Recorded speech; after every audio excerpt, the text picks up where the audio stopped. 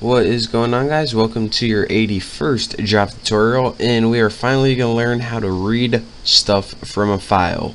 So as you can already see, I created this Chinese.txt file and I added 3 more records to it. So the first one is Bucky, the second one is the ID number, and then a name, ID number, name, ID number, name. So it has 4 records, and a record is pretty much a row of data.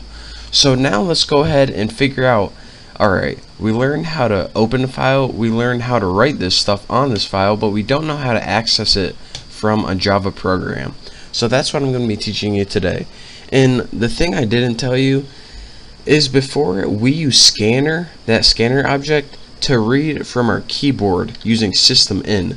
But we can actually use scanner to read from a file as well. So let's go ahead and first make a private scanner variable. So I'm going to name mine scanner X, and I'm going to move that cursor out of the way. And now let's go ahead and just make a method to open the file first. So public void open file, and let's go ahead and put try to open the file. So we're going to set X, and again here's where we're going to put new scanner.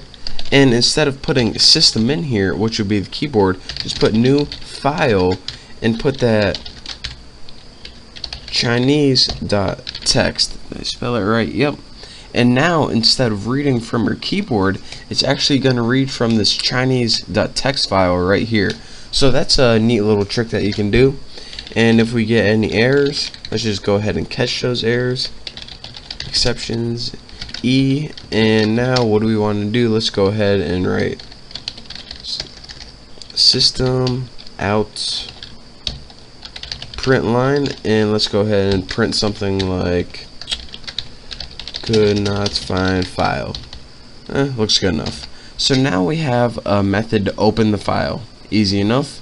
So what method do we need after this? Well, this tutorial is all about reading files, so let's go ahead and make a method to read the data from that file. So public void, just name it like read file or something like that. And what we want to do, whooping cough. The first thing we want to do is create a while loop, and it goes something like this: while, put your file name, which is X, and then we want to put has next. And what this is going to do, it's a built-in method. It's going to make a while loop, and it's going to keep going until it reaches the end of the file.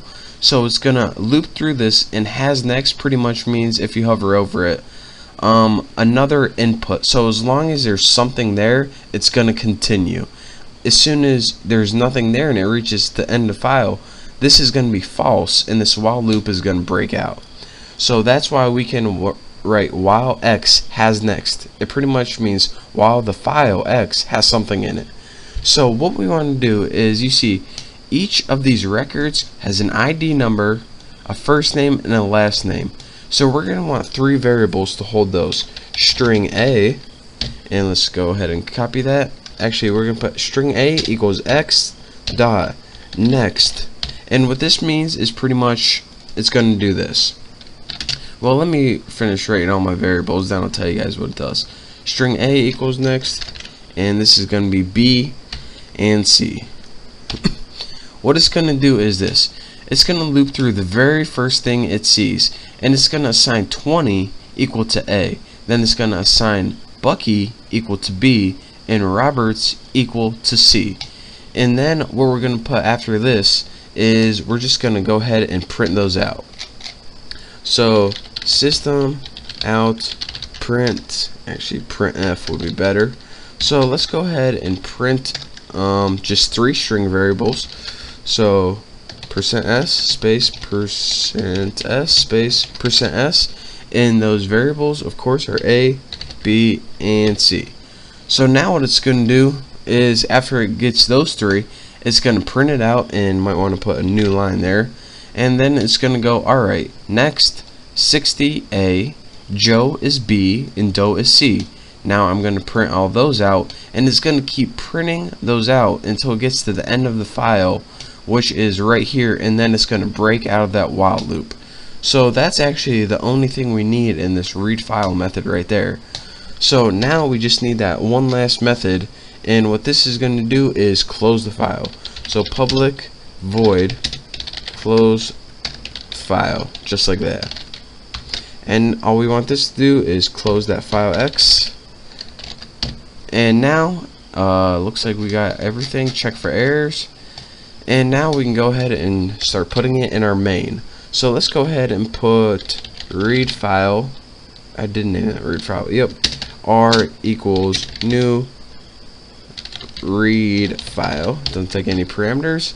And now let's go ahead and put r.open file, r.read file, and r.close file right there.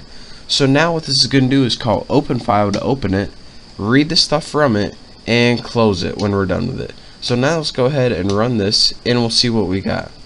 We got pretty much exactly what is in our text file. 20 Bucky Roberts. It just printed all this out. It stored this in A, B, C, printed it out. Then it got 3 new variables, stored this in A, B, C, printed out, A, B, C, A, B, C. And then it got to the end of the file and it broke out. So again, let me make sure that's in there, and I'll tell you guys how this worked one last time. We made a new scanner variable X because remember, we can use scanner to not only read from our keyboard but also read from files. We then made a method to open the file right here, in which how we did that is we pretty much set this scanner and said we're reading from this file, Chinese.txt, which is right here, and we pretty much set the file equal to X. This error isn't handling because we programmed it awesomely, and we don't need error handling because we don't have any errors. And now we made a method to read the file, or pretty much read the data in the file. And how we did this is we pretty much set variables equal to each one of these items, or words, or strings, choose your word. And then when we got 3, we printed it out on the line, and then we got a new line, got 3 more, printed it out, 3 more, printed it out, and it does that until it reaches the end of the file using the hasNext function. And last but not least, we close the file because, you know, it's just good programming. So that is that for how to read a file in Java. That's it. I mean, nothing else to say except thank you guys for watching. Don't forget to subscribe, and I will see you next time.